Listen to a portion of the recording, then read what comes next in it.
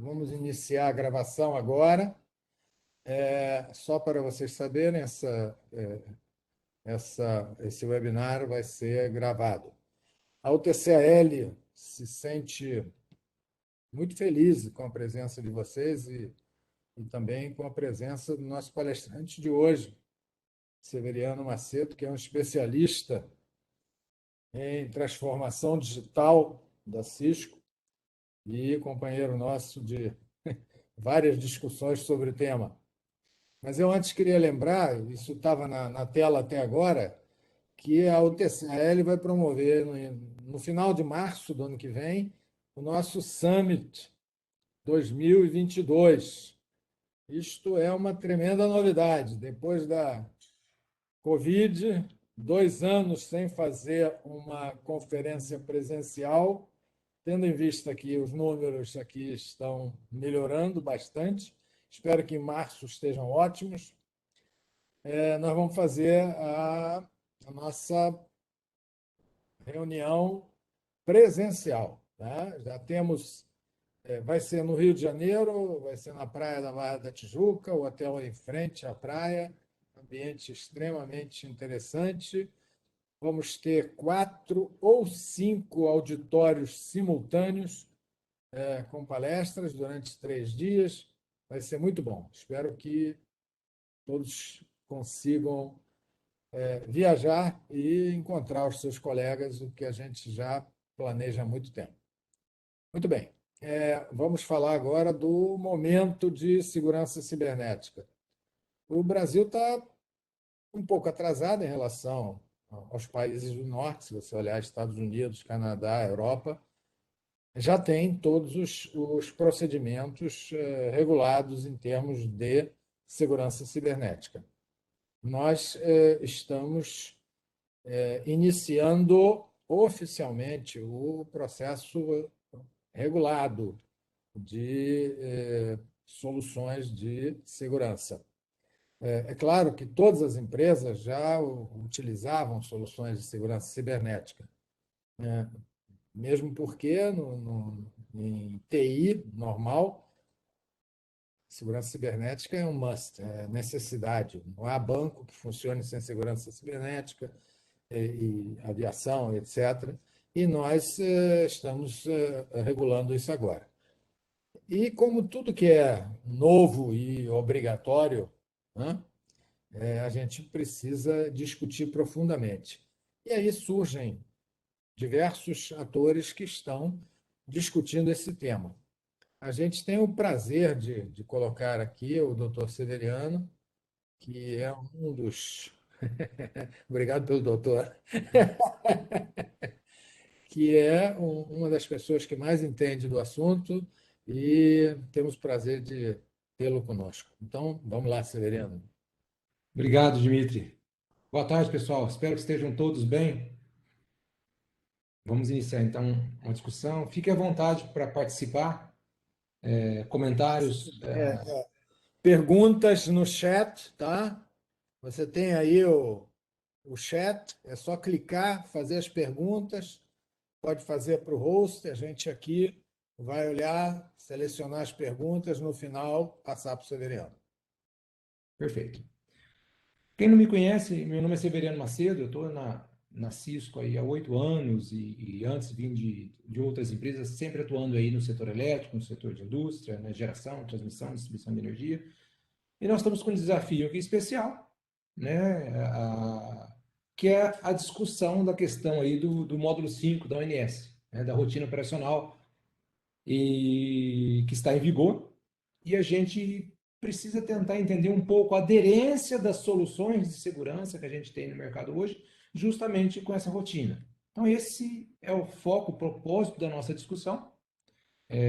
Nós vamos nos ater aqui a essas 6 considerações gerais, né? A minha ideia é fazer um paralelo direto com esses 6 subitens, né? Avaliando cada um deles com as respectivas soluções e arquiteturas de soluções ao longo dessa discussão. Esse aqui é, então, o nosso propósito, né? Na próxima 50 minutos, na próxima horinha aí, a ideia é discutirmos justamente esses 6 subitens que são os pilares desse submódulo 5.13, né? Onde a ONS vem discutir a questão de arquitetura, baseado nos frames, lá, no modelo Purdue. Tá? Então, proteção dos perímetros, ativos de rede. Não menos importante a discussão de governança. Não adianta termos as melhores tecnologias se não discutirmos a questão de governança, que é fundamental. Na sequência, o pilar inventário. Ora, gente, nós só vamos conseguir proteger aquilo que a gente conhece. Então, nós precisamos ser capazes de inventariar isso de forma dinâmica, ter conhecimento não apenas do que, né? Do que, mas como, quanto, quais os devices que eu tenho, os endpoints, né? Os IADs, quais as versões de firmware, quais os endereços IPs, né? Quais os MAC addresses desses equipamentos. Então, a gente precisa ter uma visão de inventário um pouco mais densa do que a gente normalmente, às vezes, já tem, muitas vezes, em planilha de Excel. Já no estágio um pouco mais avançado, e aí eu falo em estágio, porque vocês vão ver, e quem já teve a oportunidade de ler essa rotina operacional, ela fala numa implementação faseada, o que é extremamente razoável, porque nós não vamos conseguir, com a varinha de condão, transformar, né, as redes do setor em redes protegidas do dia para a noite. É todo um processo de evolução. Então, o item 4.4 fala em gestão de vulnerabilidade, e aí a questão de todo o controle de gestão de acessos. Isso foi um ponto muito crítico aí durante a pandemia, onde nós tivemos vários incidentes, inclusive no setor elétrico, tá? Várias empresas aqui do Brasil sofreram grandes incidentes aí, muito relacionados a essa questão de gestão de acessos, né? De acessos remotos, indevidos, tá? E por último, aí, não menos importante, essa parte um pouco mais avançada, onde a gente monitora e responde os incidentes, tá? Ora, para isso, nós temos que abrir mão de arquiteturas provadas, estabelecidas. A ONS ela fez um trabalho muito sólido, ao mesmo tempo com um cuidado para não engessar demais, né? Ou seja, aqui tem um norte, tem um direcionamento, tem o que a gente, de certa forma, precisa. E, e precisa como condição mínima, como condição básica e depois aí até numa condição um pouco mais avançada. Mas do ponto de vista de cibersegurança, nós precisamos ser capazes de identificar, proteger e segmentar. Uma vez que eu tenho segmentação, proteção, fica mais fácil ainda identificação de incidentes, a detecção desses incidentes e as respostas. Para cada uma dessas etapas, existem ferramentais e soluções próprias para isso. Tá? Para quem é do setor elétrico, para quem conhece um pouquinho de proteção ou de teleproteção do grid, e aí eu já não estou falando mais de proteção da rede, a gente vai o tempo todo fazer esse paralelo entre proteção do grid e proteção da rede, e vocês vão entender que a correlação ela é imediata. Tudo que nós fazemos para proteger o grid tem uma relação direta com o que nós precisamos fazer, com o que essa rotina operacional propõe para a gente proteger as redes que vão nos ajudar a gerir o grid. Então, todo o processo de sense, né, de ser capaz de monitorar o que está acontecendo, né? Então, a gente tem lá os nossos TPs e os nossos TCs que estão ali monitorando as nossas senoides ali no setor para poder identificar qualquer tipo de variação de tensão, de corrente, de sobrecarga. E a gente tem isso sendo enviado, essas comunicações sendo enviadas aí para os nossos relés, para as nossas MCUs, que por sua vez podem detectar algum tipo de anomalia e acionar um disjuntor, uma chave religadora, uma proteção, né? Na rede elétrica ocorre da mesma forma. Nós temos ali o mesmo papel do sensor, que fica olhando todos os pacotinhos Ethernet que passam pela rede, tem o papel aí das ferramentas que faz análise de anomalias para poder detectar, olha, isso está dentro do padrão normal, isso não está, e tem aí as mensagens de trip, né? Ou seja, nós temos ali equipamentos que enviam informações aí para, por exemplo, firewalls que vão bloquear fluxos, assim como um disjuntor está ali para poder abrir o circuito. E essa questão da segmentação, ela é natural para as pessoas que trabalham no grid. Ora, a gente pega uma subestação, a gente tem ali o barramento 1, barramento 2, barramento 3, né? A gente tem o tráfego 1, 2 e 3, tudo segmentado, tudo paralelo, justamente porque se eu tiver algum tipo de incidente em uma malha, eu vou preservar as outras duas. Então, esse conceito de segmentação, ele também é igualmente importante quando a gente fala de rede. Então, nós vamos bater um papo hoje justamente olhando assim, o que, que nós vamos precisar e como que nós vamos utilizar todo esse ferramental aqui a favor para atingir aí os requerimentos da rotina operacional 5. Vejam que a ONS colocou isso muito bem, ela colocou isso de forma faseada. Nós estamos falando aí em 18 meses, né, após a entrada em vigor, e ele já está em vigor, né, e depois algumas outras ações em 27 meses. Gente, isso pode parecer um bom tempo, mas eu afirmo para vocês que não é. Tá? O Dmitry até mencionou aí um comparativo em relação às situações nossa, da América Latina, em relação aos países do norte, né? Eu vejo o seguinte, que mais importante de onde nós estamos agora, comparando lá com os países de primeiro mundo, mais importante é a velocidade com que a gente está se movimentando.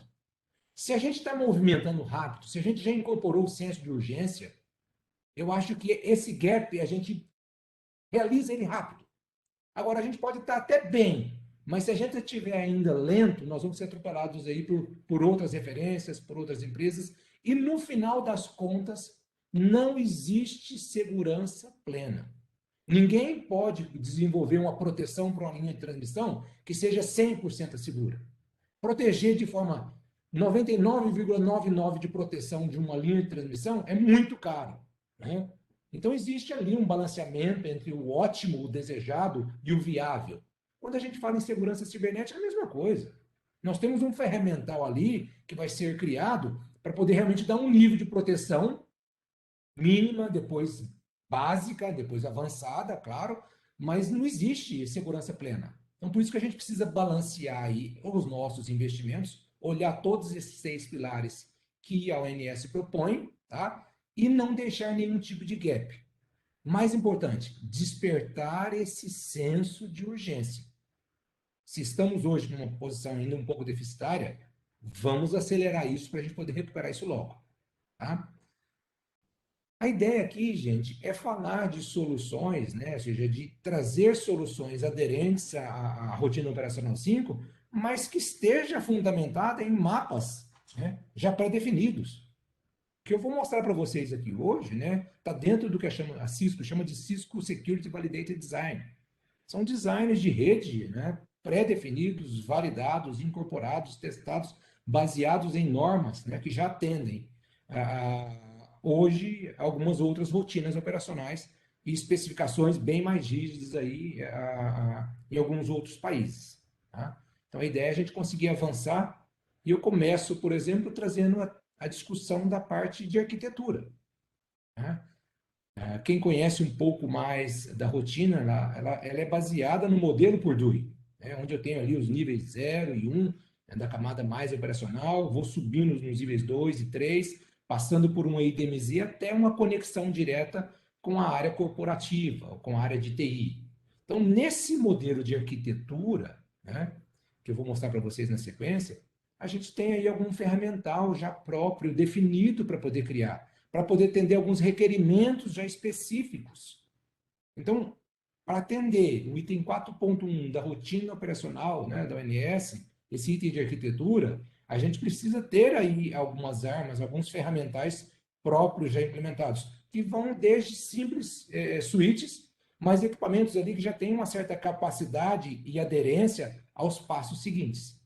E assim como a ONS colocou isso em fase, a visão Cisco também tem uma visão, um approach baseado em fases, onde a gente parte de uma segurança mínima.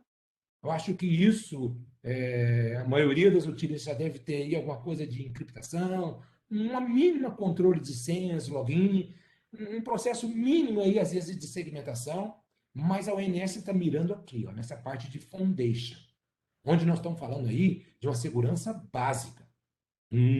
Ninguém está propondo aqui o ideal para a gente poder sistemas amplamente seguros. Nós estamos falando de uma segurança básica e, às vezes, até tocando um pouco no que a gente chama de segurança avançada, com capacidade de detecção e atuação imediata. É ali que a gente quer chegar. Mas existe um balanço, um faseamento dessa estrutura. E quando a gente fala dessa arquitetura, esse modelo Purdue, né, ele parte justamente da parte mais baixa, da comunicação mais rasa da subestação ali, onde a gente está falando das comunicações em protocolos específicos, como GUSE, DNP3, DNP3IP, 101, 104, né? Algumas vezes Profinet. Então, a gente tem a parte mais básica subindo ali por uma proteção na própria subestação. Então, dentro da subestação, eu preciso segmentar alguns perímetros, passando pela rede WAN, que algumas vezes é uma rede própria, né, da própria utility, ou às vezes é uma rede de terceiros, uma rede de alguma operadora, né? E aí sim a gente fala no conceito de DMZ, né, de zona desmilitarizada. Um gate, uma proteção entre a área de TI, a área de tecnologia, a área corporativa e a área industrial. E assim como a gente vê na sequência, essa IDMZ, ela tem esse conceito de servir como uma espécie de uma chave fusível. Então, toda a rede operativa, ela está numa camada mais interna de proteção. As áreas de tecnologia, há tempos já vêm desenvolvendo, as áreas de TI, esse conceito de segurança, de proteção, de conhecimento. Assim como os profissionais aí da área operativa já conhecem e definem proteção do grid há anos. Nós temos profissionais específicos em seletividade. Tem profissionais específicos aí que conhecem, especializados na área, por exemplo, de teleproteção diferencial, 87L. Quando a gente vai para a área de TI, da mesma forma, nós temos profissionais ali extremamente especializados, por exemplo, na proteção de endpoints, de devices. Nós temos outros profissionais especializados na parte de controle de acesso. Então, essas duas áreas, elas começam a se encontrar, né? E a gente enxerga nesse modelo, a gente também está de acordo com essa proposta do ANS, porque esse modelo Purdue garante um ponto único de conexão entre a área de TI e a TA. E se eu tiver um menor sinal de problema, um ataque vindo da área de TI, é possível abrir essa IDMZ para a gente proteger a rede operativa. E vice-versa.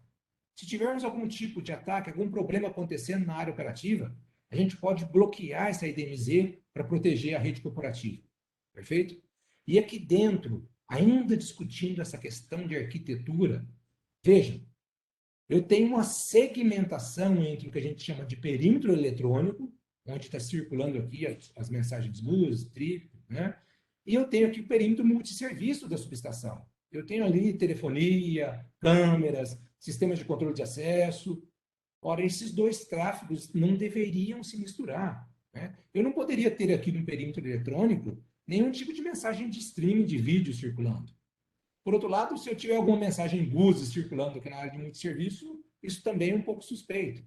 Agora, quem vai garantir essa segmentação são esses firewalls industriais que são específicos para esse ambiente e que falam a linguagem desse ambiente. Nós estamos falando de firewalls dedicados para protocolos industriais e preparados para esse ambiente de uma subestação, né?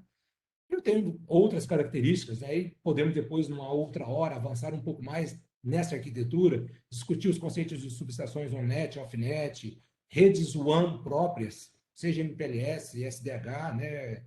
Ou qualquer outro tipo de equipamento mais legado, utilização de operadoras, né? Com redundância, para poder conectar subestações, conectar ativos em campo, sistemas de self-healing aqui, né? Com proteção, com segurança, perfeito? Até chegar aí aos nossos sistemas de despacho. Então, num passo 2, a primeira coisa que a ONS discute é essa questão de arquitetura. Nós precisamos ter uma arquitetura saudável, confiável, para a gente depois vir discutir todos os outros pilares. Governança é fundamental. Não adianta a gente ter as melhores tecnologias implementadas se nós não tivermos responsabilidade, designação de responsabilidades. Nós discutimos muito isso, é um tema assim, bastante árduo para se discutir dentro das operadoras, né? Fica aquela questão, mas quem que deve ser responsável por isso? Quem que é o responsável pela segurança das redes operativas? Quem tem conhecimento para isso? Existem vários modelos, várias discussões, e é isso que a ONS traz nesse ponto. Mas o mais importante aqui, independente de quem sejam esses responsáveis, de onde vem esse conhecimento, tá? Também um tema para depois a gente aprofundar, o mais importante é ter essa visibilidade. Ou seja, Os profissionais de segurança trazem à porta toda a experiência das áreas de TI. Os profissionais da área operativa também trazem todos esses conhecimentos, esses skills, né? Do senso de urgência, de prioridade, para poder manter as redes operando, né? E os profissionais de TI para poder trazer as melhores práticas. Agora, como é que essas duas áreas vão se juntar para garantir um workflow, né? Um fluxo de trabalho colaborativo? Isso tem sido definição particular de uma ou outra empresa. Tá? Tem gente que está consolidando isso dentro de departamentos únicos, tem empresas que estão criando aí o que eles chamam de squads, né? Ou grupos de trabalho para poder endereçar, compondo profissionais com conhecimentos de diversas áreas. O fato é que a questão governança precisa ser endereçada. Ela faz parte como um pilar da rotina operacional. Avançamos ainda na questão de inventário, né? Aqui sim, nós temos uma questão muito crítica. Ora, gente, nós só conseguimos proteger aquilo que nós conhecemos. Nós precisamos entender cada um dos ativos que nós temos no nosso parque industrial, nas nossas subestações, nas nossas redes de distribuição, nas nossas geradoras, nas nossas redes de transmissão. Nós precisamos conhecer cada um desses ativos, não apenas quem é o fabricante, ou o nome, ou a função, mas todos os parâmetros de rede desses equipamentos. Qual o endereço IP que vem utilizando, qual o MAC address, qual a versão de firmware atual, se existe vulnerabilidades já apontadas para aquelas versões de firmware ou não, com quem esses equipamentos dialogam dentro da rede operativa. Eles costumam falar com quem? Eles trocam mensagens com que frequência, com que quantidade. Então, todo esse behavior, esse comportamento da rede, ele precisa ser inventariado, mapeado. Para isso, hoje, existem ferramentais específicas para isso, né? A Cisco traz aí a ferramenta de visibilidade de rede, como o CyberVision, que vai funcionar ali com uma parte de sensoriamento da rede. É uma ferramenta passiva que vai estar escutando e analisando, né, todos os pacotes Ethernet que passam para redes, que são trocados entre os IEDs da subestação. Isso tudo vai sendo mapeado e levantado dinamicamente, automaticamente, tá? De forma passiva. E depois nós vamos ver possíveis integrações com outros sistemas para que a gente possa chegar lá no final, nessa parte que a gente chama de integração, né? Onde a gente vai ter aí uma atuação, uma detecção, né? Onde a gente está próximo do que a gente chama de Full Spectrum Security. Aqui sim, nós poderíamos ter um pouco mais no final o conceito de detecção de anomalia e resposta imediata a essas detecções. Mas agora, nessa fase inicial, a ANS coloca como fundamental o conhecimento desses ativos. Nós precisamos inventariar, identificar principalmente aqueles que são mais vulneráveis. A gente tem feito trabalho com alguns utilities onde elas já mapearam, olha, eu tenho Windows XP rodando em algumas das minhas subestações. Isso foi mapeado. E vai permanecer rodando nos próximos 5, 10 anos. Não tem como eu eliminar isso. Faz parte da minha rede legada. Então, se eu tenho ativos já mapeados que são vulneráveis, quem vai proteger esses ativos precisa ser a rede. A rede tem que ser desenhada para proteger esses ativos conhecidamente vulneráveis. E qualquer tentativa de explorar essas vulnerabilidades precisam ser previamente mapeadas. Por isso que esse pilar 4.3, né, o ANS traz como um pilar fundamental para essa parte de inventário. Né? E visibilidade é uma questão crítica, né? É importante a gente ter esse controle das zonas, de quem comunica com quem, entre áreas. Eu tenho equipamentos que estão comunicando entre áreas distintas, será que eu não deveria propor uma segmentação adicional? Ou se esses equipamentos não têm comunicação entre eles, por que eles estão dentro da mesma virtual LAN, dentro da mesma rede virtual? Eu não posso propor uma nova segmentação aqui para poder realmente melhorar a minha proteção? Então, a parte de visibilidade permite, né, criar aí todos esses ferramentais e partir para um modelo de segurança cada vez mais otimizado. Tá? Visibilidade, de novo, é fundamental. E aí a gente fala justamente nessas arquiteturas. A gente começa na primeira fase, né, como a gente falou, no que a gente chama de Asset Discovery. Essa é a proposta do ANS, o modelo faseado. Então, eu preciso inicialmente fazer um inventário dos meus sistemas, o inventário das minhas subestações, e é um inventário, de novo, de rede. Não basta eu saber quantos relés eu tenho na minha subestação, ou quais os fabricantes desses relés. A gente precisa ir um pouquinho mais a fundo, como eu disse, né? Mapear todos, ter equipamentos dentro da nossa rede que sejam capazes de identificar e mapear essas comunicações. Nós precisamos ter esse conceito de análise distribuída dos pacotes que estão circulando pela rede. A gente não pode simplesmente fazer um espelho de todo esse tráfego lá para a área, para o centro operacional, espelhar todo o tráfego para o centro operacional para fazer análise só lá no centro operacional. Ora, gente, nós temos redes WANs aqui extremamente frágeis. As subestações, né, são conectadas por links muitas vezes frágeis do ponto de vista de capacidade de banda.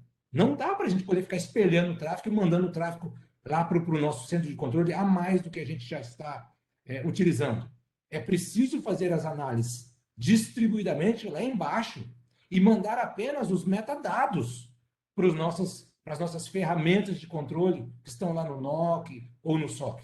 Tá? Então, essa arquitetura distribuída de processamento, ela é extremamente crítica e fundamental. A gente tem visto aí algumas tentativas de POC, de trial, onde você simplesmente espelha todo esse tráfego lá para a sua instância. Tudo bem, como trial isso pode até funcionar, mas você não escala, você não tem como espelhar todo o tráfego que acontece aqui no perímetro eletrônico lá para o seu NOC. Você precisa analisar, e é assim que a gente faz na proteção do grid, gente. A gente não coloca os nossos TPs e os nossos TCs lá do lado da rede elétrica. Eu não faço a amostragem das senoides lá do lado do sistema elétrico, e aí eu simplesmente comunico as minhas mensagens de trip, as minhas mensagens de anomalia para os IEDs, para os relés, para as MCUs, que por sua vez já vão aí enviar as mensagens de trip para poder fazer os bloqueios devidos. Do ponto de vista de segurança de rede, de sensing da rede, é a mesma coisa. Se nós adotarmos uma filosofia extremamente concentrada, nós não vamos conseguir mandar todo esse tráfego aqui de baixo, espelhar tudo que se conversa aqui embaixo lá para as ferramentas de controle. Então, essa visão, essa estratégia distribuída, ela acaba sendo fundamental. Avançando um pouquinho mais, para a gente poder ter tempo para perguntas e respostas no final, gente, vem também a parte de gestão de vulnerabilidades.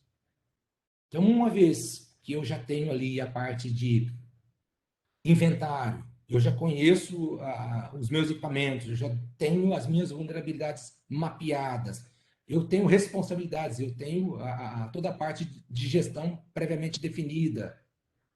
A gente agora pode utilizar integrações entre ferramentas para a gente poder começar a fazer detecção e prevenção. A gente já começa a entrar num estágio além do que a gente chama de segurança básica, para a gente poder entrar num processo mais de detecção de anomalias.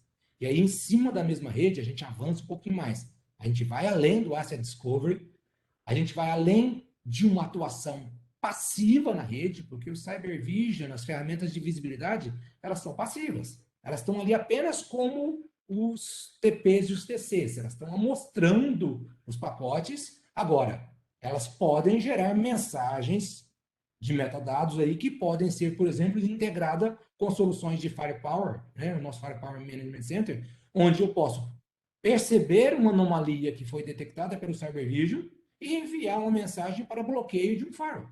Então, a gente vamos ver alguns exemplos um pouco mais para frente, mas isso já é um pouco mais sofisticado, onde eu já tenho uma ação previamente desenhada caso ocorra algum tipo de situação, né? Então, é disso que nós estamos falando, a gente ter essa capacidade de ter equipamentos próprios desenhados para o grid e ter essa integração entre Cyber Vision, né, e ferramentas como o WISE para controle de acesso, o Firepower, o Stealthwatch, trazendo um pouco de visibilidade da área de TI. Tá? Então, não dá para ter ferramentais isolados no seu esquema de proteção. Todas essas ferramentas precisam trabalhar de forma orquestrada e de forma conectada. E aí a gente fala também da parte de gestão de acessos, né? Nós tivemos sérios problemas em algumas operadoras aqui no Brasil, né? E a maioria dos problemas apontados foi justamente por questões de controle de acesso fragilizados por causa da pandemia, né? Então, nós estamos falando aí de controles de senha, nós estamos falando de dupla autenticação, né? A gente ainda tem processos hoje, gente, que você tem ali uma senha para o operador, né? E uma senha para o administrador. E todos os operadores do turno, do NOC, do SOC, eles compartilham a mesma senha. Então, isso já não dá para poder conviver nesse tipo de ambiente que a gente tem hoje. Já precisamos aí ter senhas, né, por operador, senhas pessoais com controle de dupla autenticação. Agora, isso precisa ser feito com muito cuidado. Quando um operador precisa intervir no grid, ele precisa intervir no grid naquela hora. Ele não pode ter problema, mas eu não consegui autenticar, não consegui. Não, não existe isso. Então, o acesso à operação ele é fundamental, ele precisa ser garantido com segurança. E tem várias formas da gente fazer isso. Tá? Eu cito aqui o exemplo do AIS, né, o Cisco AIS, e muitas das operadoras aí já utilizam esse ferramental Cisco para poder fazer justamente o controle de acesso à rede, controle de acesso a aplicações, controle de acesso a serviços. Perfeito? Avançando um pouquinho mais, onde nós chegamos naquele estágio que eu comentei com vocês. Primeiro a parte de Asset Discovery, foi lá, né, o mínimo, depois a parte de anomalia, a capacidade de detectar anomalias no grid de forma automática, e aí até chegar aos conceitos que a gente chama de microsegmentação. Né? Então, olha, eu vou permitir acesso a esse especialista, eu tenho um especialista aqui numa MCU e eu preciso garantir o acesso desse especialista remotamente. Ele está na Europa, eu preciso acessar o meu relé, a minha MCU aqui dentro da minha subestação. Então, a gente vai fazer isso de forma segura, de forma controlada, né, com ferramentas aí de Identity Service Engine, dentro de uma arquitetura pré-aprovada, com um certo detalhe. Eu não vou dar acesso a ele a toda a minha subestação. Esse profissional vai ter um acesso segmentado a uma área específica, uma VLAN específica da minha subestação, e, em alguns casos, a equipamentos específicos. Mesmo que eu tenha ali outros fabricantes, outros equipamentos de outros fabricantes dentro da mesma VLAN, a gente pode criar o conceito de Service Group Tags, né? Etiquetas que vão permitir que os profissionais da Siemens acessem apenas os equipamentos da Siemens. Os profissionais da GE acessem apenas os equipamentos da GE. Os profissionais da Schwarzer acessem apenas os equipamentos da Schwarzer. Mesmo estando ele na mesma rede, na mesma VLAN, a gente consegue avançar com esse conceito de microsegmentação. Mas, de novo, isso dentro daquele modelo de evolução que nós colocamos, esse é o modelo de full protection, né, onde a gente chega num nível de proteção um pouco mais avançado. E, por último, não menos importante, essa capacidade de resposta a incidentes. Isso, às vezes, é alguma coisa que chega a assustar um pouco os profissionais da área operativa. Poxa, mas nós vamos ter atuações ocorrendo automaticamente aqui dentro da rede. Como é que a gente vai controlar isso? Ora, gente, para que criar todo esse sistema de proteção, né, se a gente não tiver a capacidade de atuar? Para que nós vamos abrir mão de sincronismos de relé, de teleproteção, de diferencial, se ao final eu não posso mandar o trip para o disjuntor abrir e proteger a linha? É claro que ninguém aqui quer e deseja nenhum tipo de atuação indevida. Por isso é que são implementações faseadas, mas dentro do previsto da rotina, nós vamos chegar nesse estágio onde nós vamos sim ser capazes de detectar aí possíveis eventos e atuar de forma direta. E aí eu trago alguns exemplos para vocês, né? Então eu tenho aqui o Cyber Vision detectando algum tipo de anomalia, ele notifica, né, o ISA 3000, que é o firewall industrial, e esse ISA 3000 ele vai fazer o trigger de uma ação. Ele vai bloquear um fluxo, ele pode eventualmente bloquear um acesso, ele pode eventualmente até bloquear um equipamento. Tá? Aqui um pouquinho mais avançado, um exemplo um pouco mais avançado. Suponha que eu tenha identificado, que o Cyber Vision venha identificar algum problema atípico nessa merging unit. E aí nós estamos falando de ferramentas de visibilidade que criam o que a gente chama de baseline da nossa rede. Então, o Cyber Vision ele vai aprendendo gradualmente com as comunicações que estão acontecendo dentro da subestação e ele sabe, naturalmente, quem comunica com quem, com que taxa, com quais endereços IPs, com quais tags. Se de repente uma merging unit começa a comunicar com vários equipamentos que ela nem tinha comunicação anterior, isso vai aparecer como uma anomalia no cyber vision. É um bad behavior. Se esse bad behavior for, por exemplo, aí um port scanning, vamos supor que esse equipamento começou a fazer port scanning em todos os equipamentos da rede, olha, isso vai ser detectado, isso vai ser avaliado aí, né, através de alertas para o CIEM, né, alertas para o AIS, e se tiverem políticas pré-programadas, ele vai fazer um enforcement de uma política diretamente ao firewall, ou às vezes diretamente até o próprio switch, que tem ali 802.1x, para poder bloquear esse equipamento. Você vê, mas você está falando em bloquear o equipamento, em tirar a MCU? Exatamente. Nós vamos estar fazendo situações em que é muito melhor eu ficar sem a proteção do grid do que eu permitir que isso propague e comprometa o grid de uma forma mais avançada. Então, às vezes, nós vamos chegar em situações muito bem, claro, né, muito bem engenheiradas, onde eu vou, às vezes, tirar uma proteção, um equipamento de serviço para poder proteger e evitar um mal maior. Aí vem o conceito de seletividade de proteção. Então, um pouco mais à frente, a gente vai chegar nessa questão de seletivamente definir essas políticas que vão ser implementadas. Daí a importância de estar, né, de você ter esse trabalho conjunto entre profissionais da área operativa e profissionais de tecnologia, para que isso seja feito de forma muito coerente, para poder trazer exatamente o benefício que a rotina operacional deseja, o benefício que todos nós desejamos, que é essa capacidade de descobrir problemas, né, segmentar esses problemas, detectar vulnerabilidades, anomalias e responder. Responder no sentido de investigar, de remediar, né, de melhorar a cada dia. Perfeito? Pessoal, com isso a gente chega nessa fase final. Era exatamente isso que eu queria discutir com vocês, fazer essa aderência entre as ferramentas de cibersegurança e essa módulo, né, 5.13, o submódulo 5.13 da rotina operacional da ANS, porque isso vinha sendo muito demandado por nós. Era um tema que muitos vinham, né, discutindo conosco, decidimos aí através da UTC levar isso para conhecimento da grande maioria. E uma última mensagem que eu queria deixar para vocês é cuidado. Cuidado para a gente não criar nenhum tipo de Frankenstein nas nossas redes. Tá? Temos que ter em mente o seguinte, que uma vez implementado todo esse arsenal que a gente precisa, nós vamos ter que operar essas redes. Essas redes vão ter ali um custo operacional. E esse custo operacional precisa ser otimizado. Nós precisamos definir arquiteturas de segurança de rede que sejam convergentes.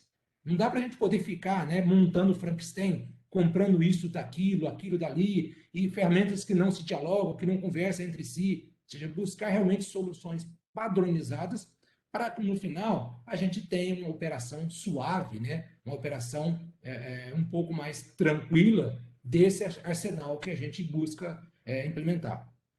Fica também o senso de urgência. Nós estamos tendo aí problemas sérios, né, de fornecimento de semicondutores. Quem fala em comprar um carro sabe o tempo que tem que esperar para entrar na fila por causa de semicondutores. Isso não é diferente para a parte de equipamentos de segurança. Então, existem prazos longos de fabricação. Então, precisamos sentar, discutir, planejar todo esse processo e contem com a Cisco, contem conosco aí para poder avançar nessa discussão, nesse diálogo. Fica aí os meus contatos para vocês. Tá? Espero que tenha sido útil essa discussão e, mais uma vez, em nome da Cisco, eu agradeço ao TC Latinoamérica pela oportunidade. Obrigado, Dimitri, eu volto para você a palavra. Ok, Severiano, você fez uma belíssima apresentação.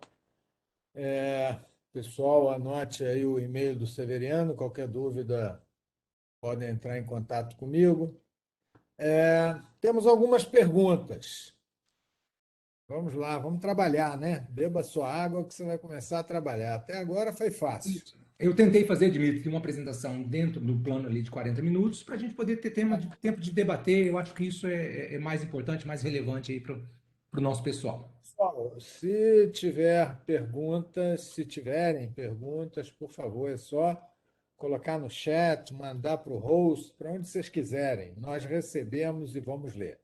É uma pergunta bem interessante. Eu sei o nome, mas não sei a empresa. Ah, agora já sei. O Carlos Bueno, de Itaipu, está perguntando o seguinte: é uma pergunta direto para a sua empresa, né? Os controles mínimos de segurança do ONS, descritos no documento RO CBBR-01, contêm um total de 24 requisitos. A Cisco atualmente possui soluções para atender a todos esses requisitos? Sim, de forma direta, né, e de forma integrada, tá? E é isso é uma mensagem importante, ou seja, os nossos clientes podem encontrar dentro do nosso portfólio, né, soluções para todos aqueles requisitos. E não existe uma única bala de prata, né? Então, realmente, você vai ter que abrir mão de uma umbrella, né, de um paraguas, né, de soluções, mas essas soluções precisam ser orquestradas.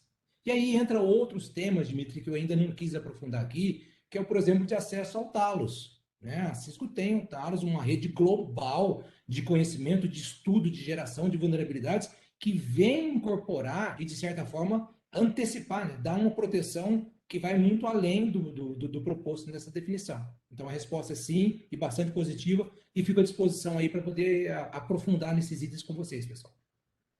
Ok, agora tem uma pergunta do Joel Rocha, não sei a empresa. De novo, se puder colocar no chat, eu fico feliz.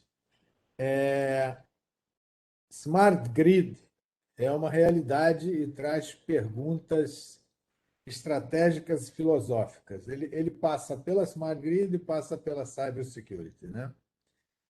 Então, a primeira pergunta dele: quão inteligente é inteligente o suficiente? Se podemos falar umas 3 horas aqui, não vamos chegar à conclusão, né? Uhum.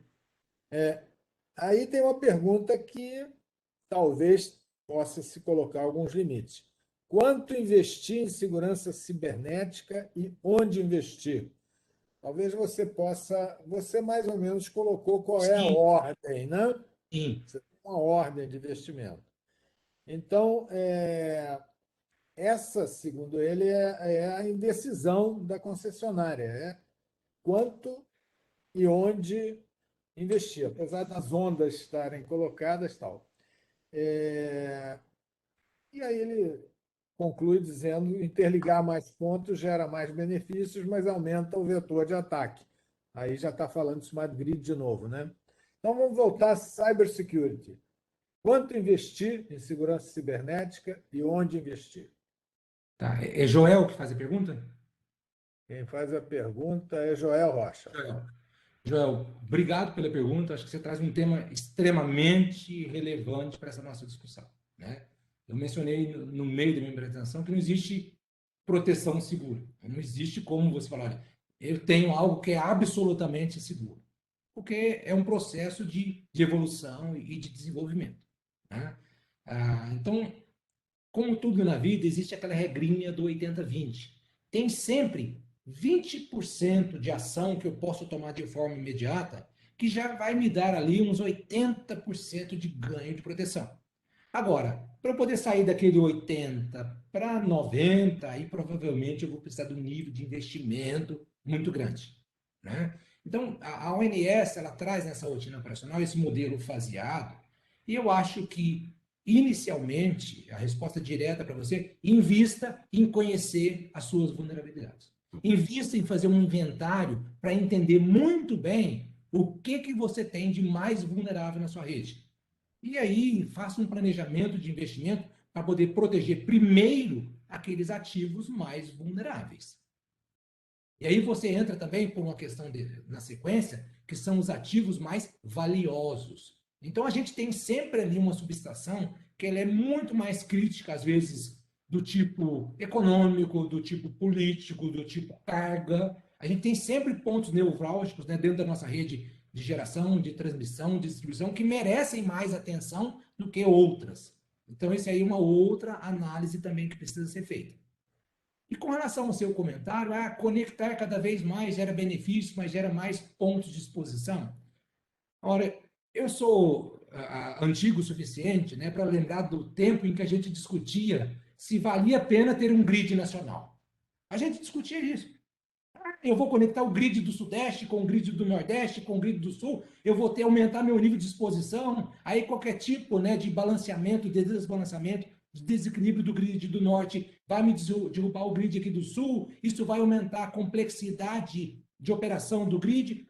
É verdade, gente. É claro, né? Tem todos os riscos, mas por outro lado a gente teve o ganho da estabilidade, né? Hoje nós conseguimos ter flexibilidade suficiente para poder usar as linhas de transmissão da Chesf para poder trazer energia do Nordeste para o Sudeste, na época onde eu tenho ventos fartos, né? E o contrário, na época onde eu tenho água, né? Chuva sobrando no Sudeste, eu posso mandar energia para o Nordeste. Então, quanto mais interligado é meu grid, maior os pontos de instabilidade, maior a minha flexibilidade. Eu gosto muito desse paralelo, porque quando a gente fala em rede, o ganho ele é equivalente. Então, quanto mais conectado é o meu sistema, melhor é a minha flexibilidade de operação e eu vou ter muito mais capacidade de atuação. Agora, isso realmente exige mais atenção. Assim como a gente faz, né, com a proteção dos nossos grids. Então, conectividade traz ganhos significativos, como o Joel comentou, precisamos ter apenas aí um nível mínimo de atenção. Ok. Eu queria continuar, né, nessa linha, Severiano, e a pergunta é minha, tá? Ok? É, o que que você acha dos prazos que estão definidos na rotina operacional? E, primeiro, se eles vão ser cumpridos, tá? Porque, pelo que eu tenho ouvido aí, esses prazos são extremamente curtos. O prazo de 18 meses já está aí, já chegou, né? Nós já E estamos há um bom tempo da vigência, você tá correto. outra coisa são os investimentos, né? Quais são as prioridades se bem que você já respondeu, são equipamentos mais críticos, depois os equipamentos mais caros. Mas há algum comentário a mais sobre os prazos estabelecidos e a criticidade de investimentos? Porque o investimento maior, por exemplo, um SOC e tal, está tudo lá para a última fase, né? Mas como é que você vê isso? Olha, eu tenho visto isso, Dimitri, acho que é uma pergunta muito interessante essa que você traz. Eu tenho visto isso de forma muito díspare dentro das utilities, tá? Eu tenho conversado com utilities onde alguns departamentos estão extremamente preocupados com a questão. E eu tenho ali um departamento que despertou um senso de urgência necessário para poder conseguir atingir esses prazos. Só que aquele departamento sozinho, ele não faz verão, ele não movimenta a empresa. Esse senso de urgência ele precisa estar permeado em todos os departamentos do time. Precisa ser uma decisão corporativa, precisa ser uma decisão operacional, precisa ser uma decisão de tecnologia. Porque a própria rotina, né, os submódulos, ele toca tanto na questão de tecnologia quanto na questão de governança. Em alguns casos desses, Dimitri, nós estamos falando em reorganização, né? Estrutura organizacional, mudança na estrutura organizacional de algumas empresas Essa é para a minha poder próxima pergunta. ou seja, nós estamos falando em readequar a forma de atuar entre essas equipes que têm conhecimento de tecnologia com as equipes, né, que, de certa forma, detêm a responsabilidade. Eu não tenho dúvida que quem é responsável por garantir a segurança de operação do grid são as áreas operacionais das utilities, mas elas não têm o conhecimento. Então, é preciso trazer conhecimento das áreas de tecnologia para dentro dessa responsabilidade. E aí, como fazer isso? As empresas estão abordando de forma muito diferente. Isso pode levar mais tempo. Então, felizmente, para aquelas empresas, Dimitri, para ser bem direto na sua resposta, para aquelas empresas que já se mobilizaram, que já entenderam que isso é uma decisão global, uma decisão que envolve risco operacional, que envolve risco ao negócio, que envolve risco ao país em ano de eleição, né? Para as empresas que já estão se movimentando, eu acho que o prazo é suficiente, sim. Agora, para aquelas empresas que nomearam uma pessoa lá e ele está sozinho ali, esfolando o cotovelo, tentando convencer os outros pares de que isso é algo importante a ser feito, nem os 27 meses vai dar tempo para começar. Né? Porque se você ainda tem que convencer os seus pares de que o tema é importante e relevante, até você começar a entrar para ação, para implementação, vai demorar um pouco mais. Tá? Então, para algumas empresas, Dimitri, vai ser suficiente sim. Para outras, infelizmente, não vai. Essa é a continuidade da pergunta. Quem que você acha que deve ser responsável? Eu tenho a impressão que várias empresas, algumas estão fundindo as áreas, formando uma área só para ficar responsável pela TI e TO, outras estão separando, mas pelo andar da carruagem, você vai precisar ter um comitê que se trabalhe em conjunto para enfrentar esse problema de segurança cibernética, né? Para atuar. Não sei, a pergunta é essa: qual é, na sua opinião, a melhor estrutura? O mundo ideal, Dmitry, é que nós tivéssemos aí profissionais com esse conhecimento híbrido, né? Profissionais que tivessem tanto conhecimento de operação do grid, né? Dos níveis de criticidade de operação do grid, e que tivesse também que trouxesse os conhecimentos densos de rede. Eu falo conhecimento denso de rede porque quando a gente fala em proteger uma rede, você precisa entender a fundo o que você precisa proteger. Então, um profissional de tecnologia não é qualquer profissional de tecnologia que conheça de cibersegurança, porque você precisa conhecer a fundo aquele tema, né?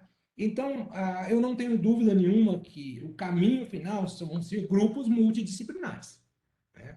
E, no meu modo de ver, isso vão ser grupos multidisciplinares que vão ter uma atuação muito forte da área operativa, porque no final, a decisão de tirar um relé de serviço, a decisão de tirar uma MCU de serviço, é do diretor de operação. Ele vai responder por algum tipo de sobrecarga, por um tipo de blackout, por algum tipo de desligamento do grid.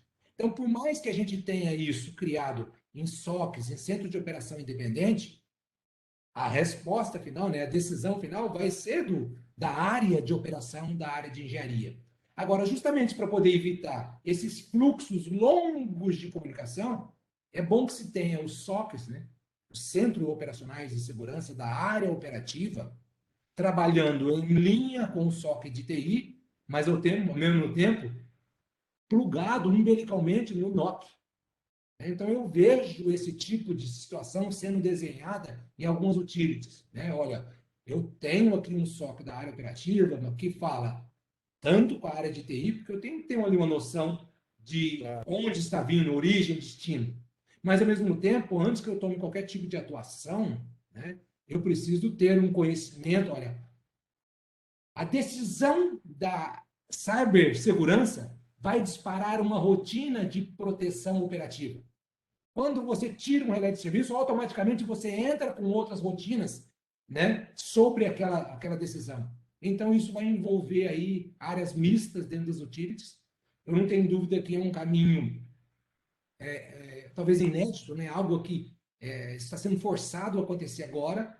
Agora, a notícia boa é que eu estou vendo algumas utilities fazer isso com prazer, tá? Assim, com aproximação, isso está acontecendo. E eu acho que esse é um papel bonito da UTC América Latina, né? É justamente aproximar esses profissionais da área de tecnologia com os profissionais da área operativa. Eu acho que eu tenho o maior prazer em trabalhar justamente no ponto de conexão entre esses dois grupos, esses dois times. E quando a gente vê isso acontecer de forma um pouco mais natural, a gente fica contente de que as coisas vão realmente acontecer da forma que precisa e nos prazos que precisa. Deixa eu dar uma informação, inclusive. Eu estou sem pergunta do público, então eu vou dar um aviso e vamos ver se aparecem mais perguntas. A UTCAL criou recentemente um grupo de trabalho sobre segurança cibernética ligado nas melhores práticas para segurança cibernética no setor de utilities. Eu diria até que ele vai tender muito para o setor elétrico, porque é o que é o setor mais afetado. Hoje mesmo, daqui a pouco, tem uma terceira ou quarta reunião do grupo. Nós já vamos emitir o relatório número 1. Quem estiver interessado em participar do grupo de trabalho de melhores práticas de segurança cibernética no setor de utilities, por favor, entre em contato com a gente na UTCAL e pode ser no meu e-mail, no e-mail do Márcio, Quem não tiver, coloque aí. Eu vou colocar. Márcio, por favor, coloque o nosso e-mail aí no chat. E aí vocês poderão participar, obviamente, desse grupo. É um grupo muito interessante. O primeiro relatório está saindo. E foi bom que eu dei uma esticada e apareceu mais uma pergunta. Continuo sem saber qual é a empresa, mas é Arlênio Carneiro Fritz. A pergunta é a seguinte: a Copel já se identificou. A Cisco tem solução de acesso remoto, tipo cofre de senhas, para uso como forma de aumentar a segurança no acesso e aumentar o controle de acesso da planta? O Arlênio é da Copel GT. Márcio, se permite, por favor, compartilhar a tela novamente, eu quero trazer essa questão, mas essa parte de controle de acesso, isso é algo que está evoluindo de forma muito rápida e extremamente. Antigamente, né, nós tínhamos controles de senha e de trocar a atualização dessas senhas de forma muito dinâmica, né? Hoje, para vocês terem uma ideia, Arlene, a Cisco ela já está deixando de exigir que eu fique trocando a minha senha com a determinada frequência. Porque hoje tem uma visão do que a gente chama de Zero Trust. Não importa se a sua senha é válida ou se não é senha. Aí existe uma desconfiança, mas espera lá, quem está usando essa senha é realmente quem deveria estar usando? Olha, eu tenho uma senha segura ali, mas quem está usando essa senha? Uma senha que está registrada com o nome do Severiano. Mas é o Severiano que está ali acessando o sistema naquele momento? Como é que eu faço para garantir isso, que não foi alguém que foi lá e roubou essa senha do Severiano? Né? Para isso, hoje, existem ferramentas, né, que a gente chama de ferramentas de dupla autenticação, que faz com que você entra no processo, você vai ter que confirmar ali um token, você vai ter que confirmar ali através de um outro dispositivo do Severiano, um dispositivo de e-mail, uma segunda forma de você comprovar de que você é você mesmo. Entra nessa política de Zero Trust. Tá? Então, a ferramenta que a gente tem hoje para poder garantir isso chama Duo. Tá? Depois a gente pode aprofundar e discutir isso diretamente com vocês. Mas existe um ferramental, sim, muito rico, inclusive utilizado em sistemas muito mais críticos ainda do que o próprio setor elétrico. Tá? Então, hoje, a questão da nossa senha, né? Isso para mim foi uma surpresa muito boa, porque a gente de tempos em tempos tinha que ficar trocando a nossa senha, ficar trocando e atualizando a nossa senha de todos os nossos aplicativos, de todas as nossas máquinas.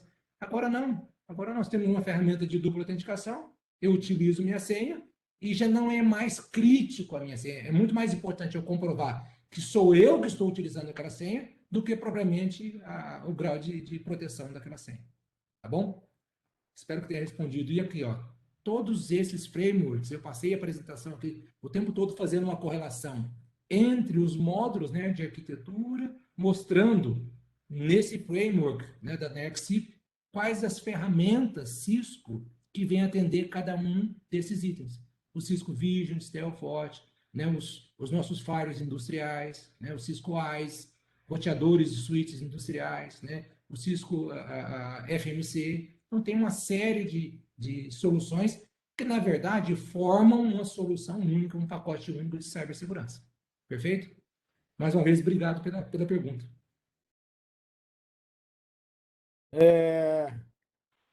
WhatsApp no meio da apresentação é terrível, né? Gente, eu só tenho a agradecer ao Severiano, foi um webinar muito bom. 96% do pessoal que estava assistindo está ligado até agora. Isso é quase um recorde aqui. Muito obrigado, Severiano. Obrigado a você, gente. Certamente o pessoal gostou dessa apresentação. É, a palestra vai estar disponibilizada no site da UTCAL e quem quiser a gravação, a gente também pode mandar para vocês. É só pedir no nosso e-mail. Muito obrigado pela participação. Severiano, quer falar com o pessoal mais alguma coisa ou vamos nos despedir? Muito Ok. obrigado. Em nome da Cisco, um grande abraço a todos. Estejam seguros aí, fiquem bem. Obrigado a todos. Tchau.